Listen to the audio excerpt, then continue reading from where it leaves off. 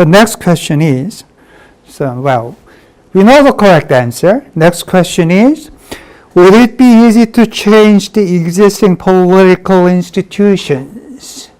That is, can we introduce political reform? If we assume that we know what's best for Korea, then 30 of us can somehow write a letter to the President and National Assembly persons. What do we do? Somehow, we let our opinion known to virtually everyone in Korea. Will the reform happen?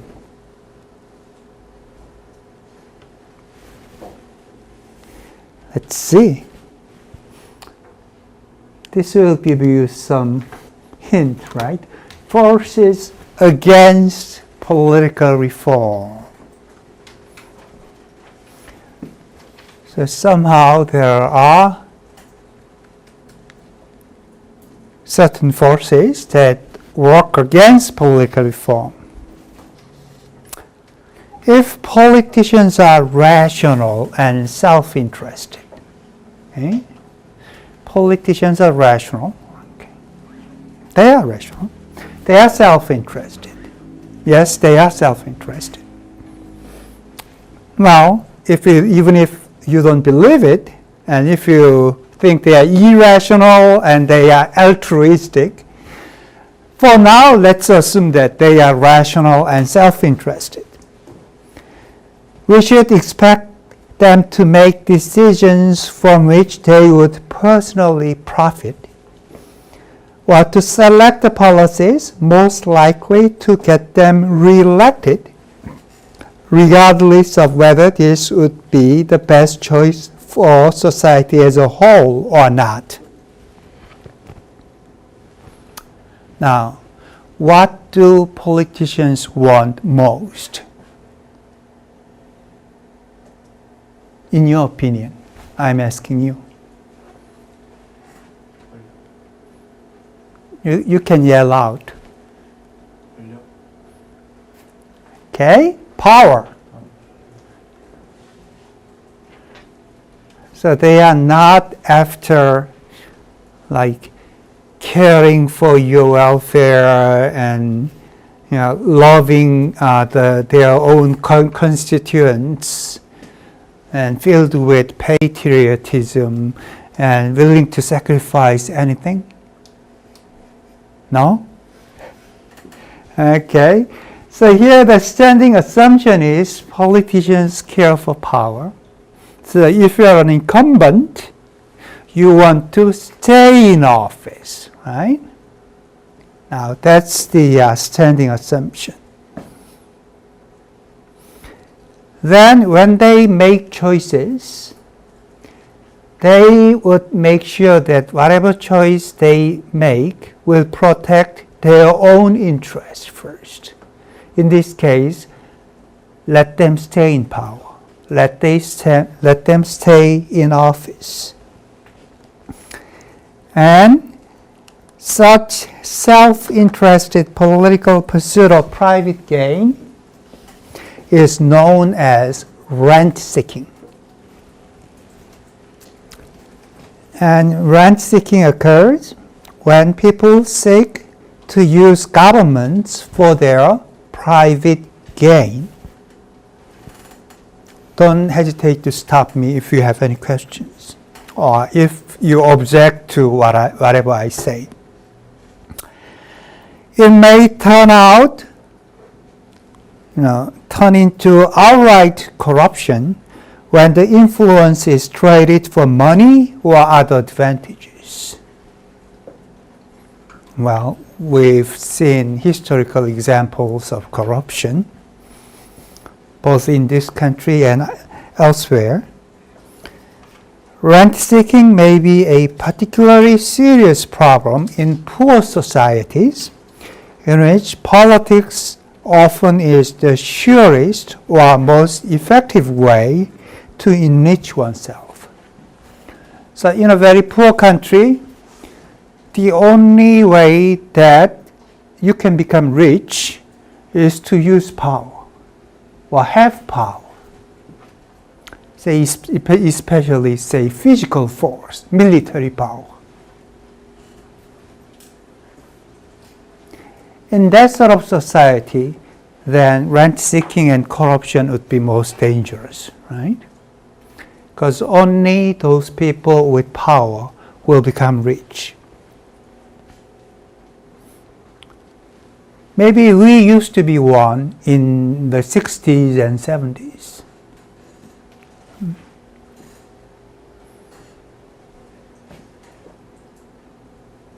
If we look at the history of the beginning of so-called chaebols, Korean conglomerates, they were very close to the political power in the beginning. Now, the fact that governments create rents also means that they are difficult to change or abolish once established. Why? Once political system is established, it would be difficult to change. Why is that? Well, to the extent that some people enjoy the benefits of government jobs, contracts, or other benefits that they otherwise might not have enjoyed, we speak of them as having vested interest in the existing system of government. So now, once the rent exists, and some people benefit from the current system, then they develop vested interest in the current system. They like the current system. They like the status quo. Okay? And such vested interest will resist the change. You are benefiting from the current system, so why change it? Any attempt to change the current system, they will resist, and they will call names. Okay? And what's ironical here is that oftentimes they are the ones who decide whether to change the system or not. Okay? We, 30 of us in this room, may want some sort of institutional change, political reform. But if, say, there are a set of politicians and their own constituents who like the current system, and if they have the power to change the system, and we don't, will they change the system? The answer is no. So the ironic thing is that those who we think need to be reformed, they have the power to introduce political reform. We don't. Okay?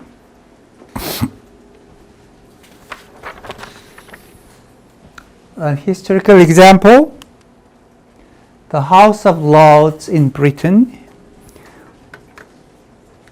Britain has a bicameral legislature. So the upper house is called House of Lords. You may be surprised, but the majority of the members of House of Lords are still noblemen and bishops.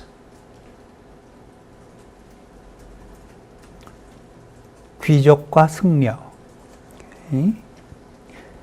And they represent the social groups that dominated British society before the Industrial Revolution, more than 200 years ago. So 200 years ago, for these people to sit in the House of Lords in Britain made sense. The funny thing is, 200 years later, they still sit in the House of Lords. Okay?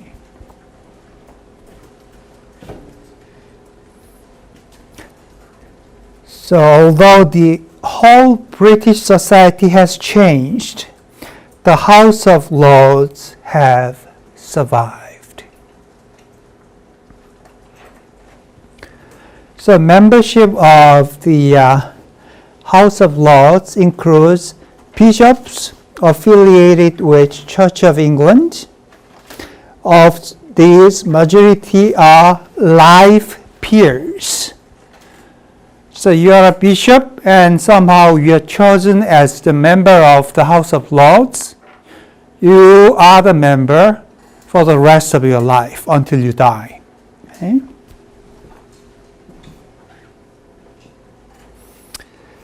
Originally, the House also included several hundred hereditary peers. That is, those whose peerages may be inherited, who are noblemen such as dukes, earls, barons, etc. You've heard of 공후백자남, right? Those folks not only serve in the House of Lords, their children can inherit their seat. Okay? This is something that you have not imagined about Britain, right? The birthplace of modern democracy. In 1999, the Labour government introduced a law removing the right of several hundred hereditary peers to sit in the House, and the law provided a temporary measure that only 92 individuals may continue to sit in the upper house by virtue of hereditary peerages. But since 1999, however, no further reform has taken place, meaning that there are still 92 people who have inherited the seat. And the rest of them, the bishops, serve, lifelong tenure, i.e., the members of House of Lords are not elected. Okay? They are not elected members.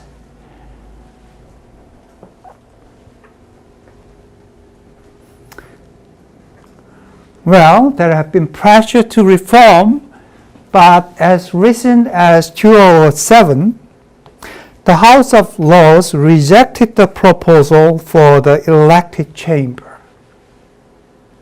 Remember what I said?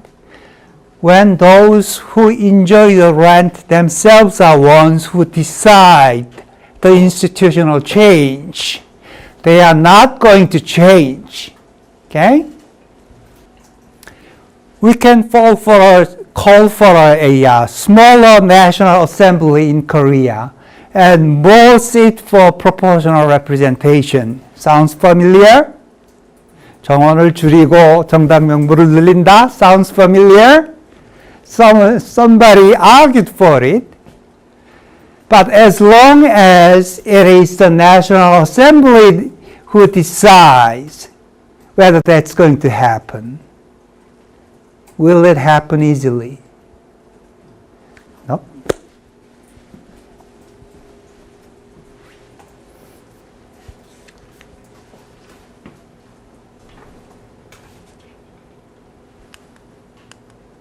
One example in Korea, an example of a change in the electoral system.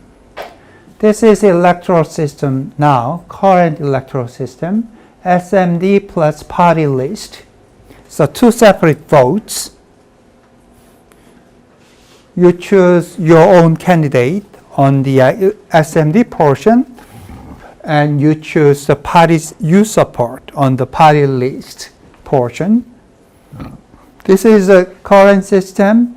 Previously, it was a single ballot or a single vote system. SMD and PR portion both existed, but the number of PR seats allotted to individual parties were determined by the number of SMD votes your party received. Okay, so there was only one vote.